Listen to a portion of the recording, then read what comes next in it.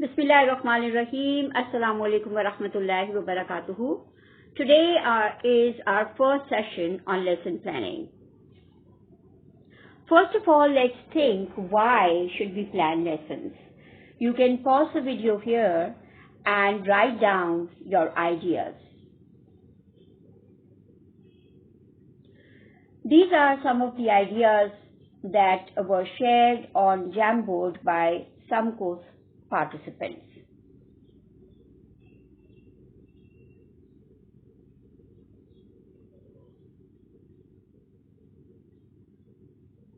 You can just have a look.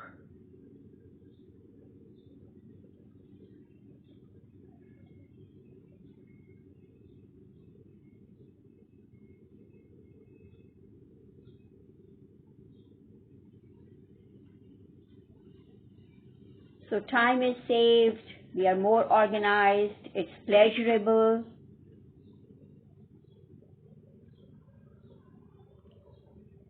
Yes, for managing time, for teaching at the level of the students.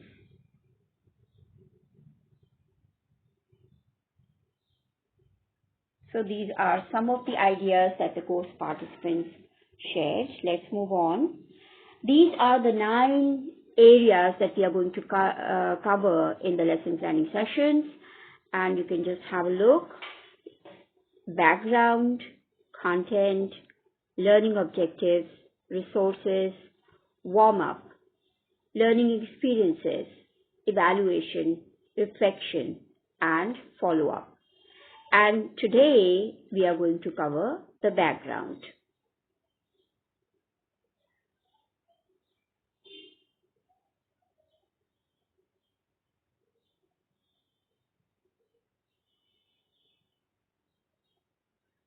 Okay, so you think that you are teaching, but the question is, are the children learning? Now, what does this signify? What is happening? And what are these barriers? Look at the expressions on the faces of the children. Why are they not happy? What is the teacher doing?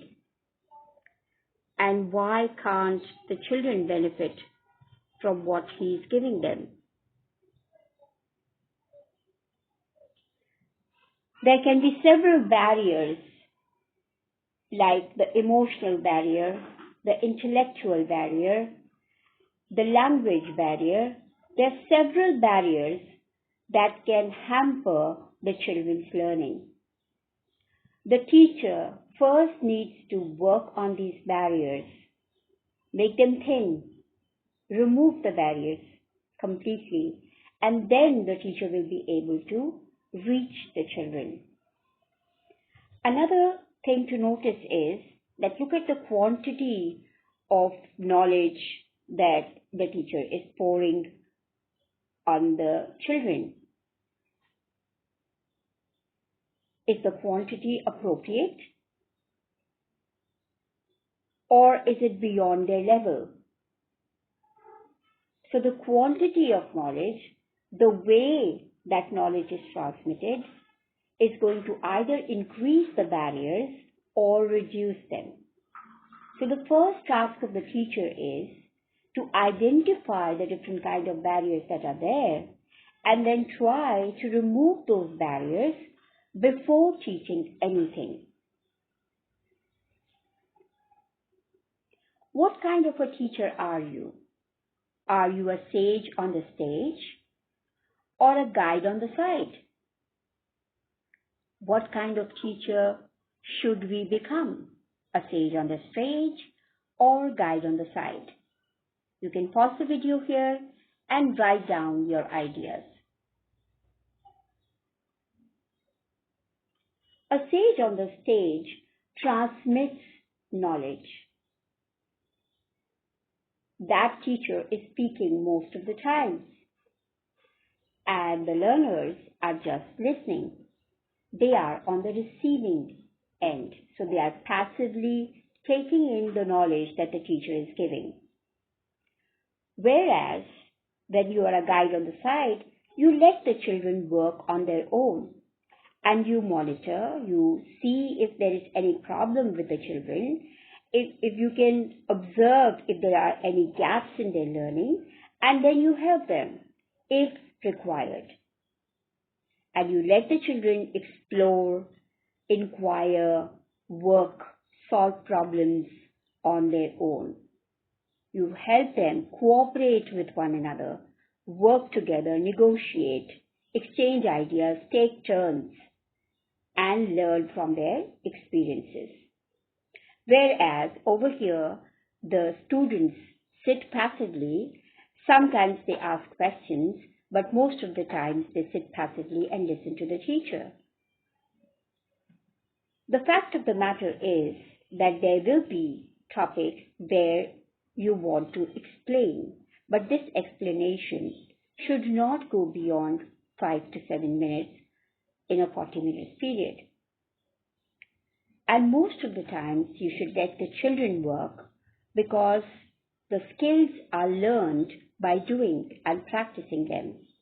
If the children are not allowed to engage with the skills that they are learning, they will not be able to internalize and really understand how the skills work. There can be two types of interactions in the class.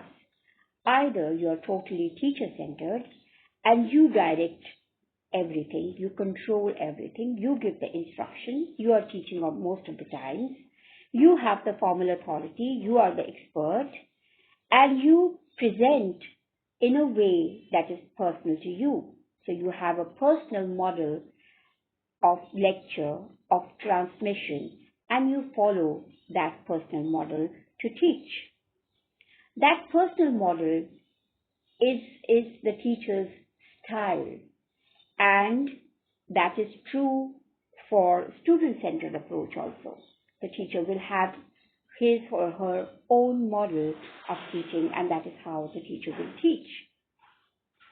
In the student-centered approach, it is mostly inquiry-based, and we mostly use cooperative learning style, and the teacher is the facilitator. Yes, she has her personal model, but she delegates and she lets the children work, so that becomes her personal model of teaching. She becomes a facilitator and a delegator. She or he delegates the tasks to the children and let them inquire, let them create things, let them solve problems. So they create projects, they work on their own, they solve problems, they cooperate with one another, and write, present, create, they do all that on their own. So these are two models that can be used for teaching. Now let's start. What are the things that we should keep in view when we are planning a lesson? So the child, what is the child's background? What are we going to teach? So does the child know something about it? Who is the child? What is the age? How old is he? What experiences did he have in the past? What is his family background? What is his economical background? And what impact all that would have had on the child? Where are we teaching? What is the place? What is the context? What type of school? What type of classroom do we have? When? Which part of the day? When in the teaching learning continuum? Where in the teaching learning continuum? At what time of the day? Before the recess? After the recess? Before PT period or after the PT period? Why should I teach what I'm teaching? What is the purpose? How is this going to benefit the child in his practical life?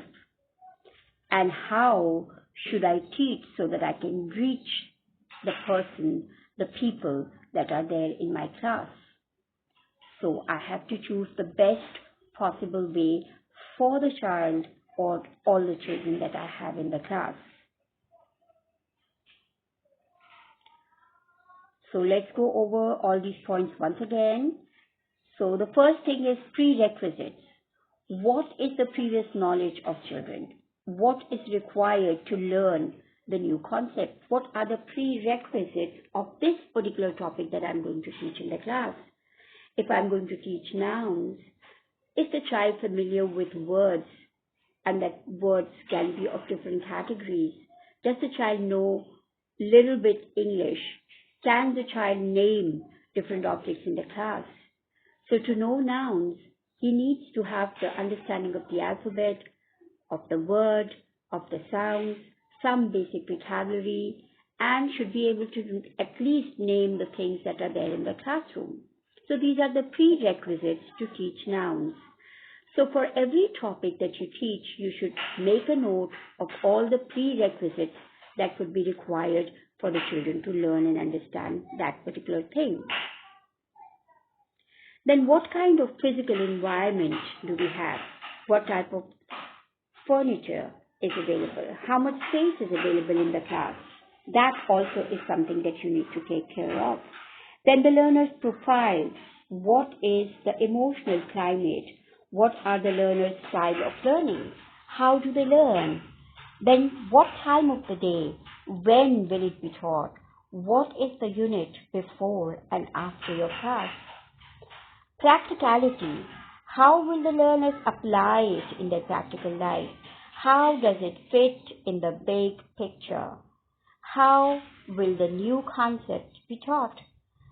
Will the learners work individually or in groups? So what model will you use? What strategy will you use to teach the children that particular concept? So this is the how of your teaching.